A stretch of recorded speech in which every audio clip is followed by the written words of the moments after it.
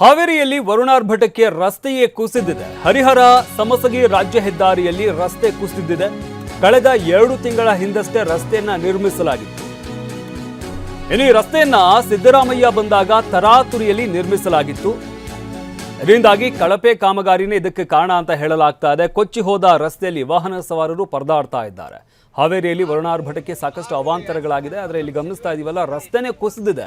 ಹರಿಹರ ಸಮಸಗಿ ರಾಜ್ಯ ಹೆದ್ದಾರಿಯಲ್ಲಿ ರಸ್ತೆ ಕುಸಿದಿರುವಂಥದ್ದು. ಇದು ಕಳೆದ 2 ತಿಂಗಳ ಹಿಂದಷ್ಟೇ ಹಾಕಿಸಿದಂಥ ರಸ್ತೆ ಇದು.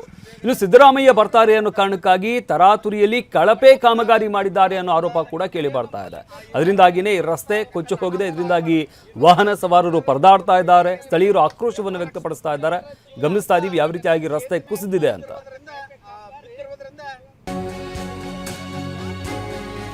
ಇನ್ನು ಕೋಲಾರ ಜಿಲ್ಲೆಯಲ್ಲಿ ಬಿರುಗಾಳಿ ಸಹಿತ ಮಳೆಯಾದಂತಹ ಹಿನ್ನೆಲೆಯಲ್ಲಿ 1 ತಿಂಗಳಲ್ಲಿ 1200 ಹೆಕ್ಟೇರ್ ಬೆಳೆ ನಾಶವಾಗಿದೆ.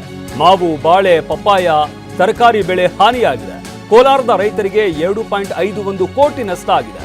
14 ಮನೆಗಳು ಹಾನಿಯಾಗಿದ್ದಾವೆ. 110 ವಿದ್ಯುತ್ ಕಂಬಗಳು ಧರೆಗುರುಳಿದ್ದಾವೆ.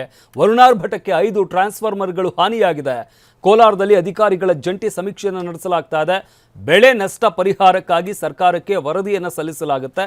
ಈ ಹಿನ್ನೆಲೆಯಲ್ಲಿ ಜಂಟಿ ಸಮೀಕ್ಷೆಯನ್ನು ನಡೆಸಲಾಗ್ತಾ ಇರುವಂಥದ್ದು. ಸರ್ಕಾರಕ್ಕೆ ವರದಿ ಸಲ್ಲಿಸಿದ ಕೋಲಾರ ಜಿಲ್ಲಾಧಿಕಾರಿ ಸಮೀಕ್ಷೆಯನ್ನು ನಡೆಸಿ ಸರ್ಕಾರಕ್ಕೆ ಈ ಬಗ್ಗೆ ವರದಿಯನ್ನು ಸಲ್ಲಿಸಲಾಗಿರುವಂಥದ್ದು. 1 ತಿಂಗಳಲ್ಲಿ 1200 ಹೆಕ್ಟೇರ್ನಷ್ಟು ಬೆಳೆ ನಾಶ ಆಗಿದೆ ಅನ್ನೋದು ವರದಿಯಲ್ಲಿ ಗೊತ್ತಾಗಿರುವಂಥದ್ದು. ಮಾವು, ಬಾಳೆ, ಪಪ್ಪಾಯ, ತರಕಾರಿ ಬೆಳೆಗಳು ಹಾನಿಯಾಗಿದ್ದಾವೆ. ಒಟ್ಟಾರೆಯಾಗಿ ಕೋಲಾರ ರೈತರಿಗೆ 2.51 ಅಂದರೆ 2.5 ಕೋಟಿಯಷ್ಟು ನಷ್ಟ ಆಗಿದೆ. ಹಾಗೆ ಬಳ್ಳಾರಿಯಲ್ಲಿ ಮಳೆ ಅವಾಂತರಕ್ಕೆ ಕೆಇಬಿ ಜಲಾವೃತವಾಗಿದೆ. ನಗರಕ್ಕೆ ಬಹುತೇಕ ವಿದ್ಯುತ್ ಒದಗಿಸುವಂತಹ ಕೇಂದ್ರ ಇದು. ನೀರಿನಲ್ಲಿ ಮುಳುಗಿದ ವಿದ್ಯುತ್ ಉಪಕರಣಗಳು, ಟ್ರಾನ್ಸ್ಫಾರ್ಮರ್, ರೆಗ್ಯುಲೇಟಿಂಗ್ ಯಂತ್ರಗಳು ಎಲ್ಲವೂ ಕೂಡ ಜಲಾವೃತವಾಗಿದ್ದಾವೆ. ಕೆಇಬಿ ಕಚೇರಿಯ ಒಳಗೂ ಕೂಡ ಮಳೆ ನೀರು ನುಗ್ಗಿದೆ. ಕಳೆದ ರಾತ್ರಿಯಿಂದ ನೀರು ಹೊರಹಾಕೋದಕ್ಕೆ ಸಿಬ್ಬಂದಿ ಹರಸಾಹಸ ಪಡ್ತಾ ಇದ್ದಾರೆ.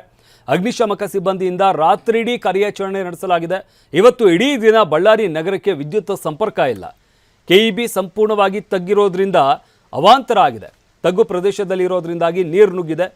ಪ್ರತಿ ಬಾರಿ ಮಳೆ ಬಂದಂಥ ಸಂದರ್ಭದಲ್ಲೂ ಕೂಡ ಇದೇ ಅವಾಂತರ ಆಗ್ತಾ ಇರುತ್ತೆ. ಈ ಬಗ್ಗೆ ಸಾಕಷ್ಟು ಬಾರಿ ಕಂಪ್ಲೇಂಟ್ ನೀಡಿದ್ರು ಕೂಡ ಯಾರೂ ಇದಕ್ಕೆ ತಲೆ ಕೆಡಿಸ್ಕೊಳ್ತಾ ಇಲ್ಲ. ಜನಪ್ರತಿನಿಧಿಗಳು ಸ್ಥಳಕ್ಕೆ ಬಂದಿಲ್ಲ, ಅಧಿಕಾರಿಗಳು ಕೂಡ ತಲೆ ಕೆಡಿಸ್ಕೊಳ್ತಾ ಇಲ್ಲ.